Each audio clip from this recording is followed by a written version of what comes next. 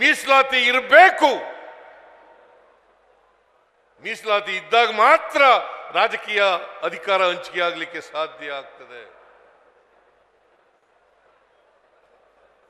ಬಹಳ ಮುಖ್ಯವಾಗಿ ನೀವು ನಿಮ್ಮ ಒತ್ತಾಯಗಳಲ್ಲಿರ್ತಕ್ಕಂಥದ್ದು ಕಾಂತರಾಜ್ ವರದಿಯನ್ನು ಸ್ವೀಕಾರ ಮಾಡಬೇಕು, ಅದನ್ನು ಜಾರಿ ಮಾಡಬೇಕು ಅಂತೇಳಿ ಒತ್ತಾಯ ಇದೆ. ನಾನೇ ಮುಖ್ಯಮಂತ್ರಿಯಾಗಿರುವಾಗ ಕಾಂತರಾಜು ಅವರಿಗೆ ಸಮಾಜದ ಸಾಮಾಜಿಕ ಆರ್ಥಿಕ ಮತ್ತು ಜಾತಿ ಸಮೀಕ್ಷೆಯನ್ನು ಮಾಡಬೇಕು ಅಂತೇಳಿ ಅವರಿಗೆ ಅವತ್ತು 168 ಕೋಟಿ ರೂಪಾಯಿಗಳನ್ನು ಖರ್ಚು ಮಾಡಿದ್ದು.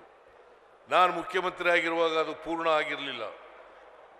ಆಮೇಲೆ ಪೂರ್ಣ ಆಯ್ತು, ಸಮ್ಮಿಶ್ರ ಸರ್ಕಾರ ಇತ್ತು, ಕುಮಾರಸ್ವಾಮಿ ತಗೊಳ್ಳಿಲ್ಲ. ಆಮೇಲೆ ಯಡಿಯೂರಪ್ಪ ಆಗಲಿ ಬಸವರಾಜು ಆಗಲಿ ಯಾರು ತಗೊಳ್ಳಿಲ್ಲ.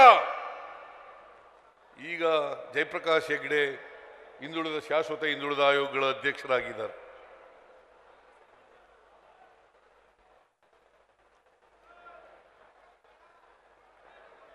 ಮಾಡಿರಲಿಲ್ಲ.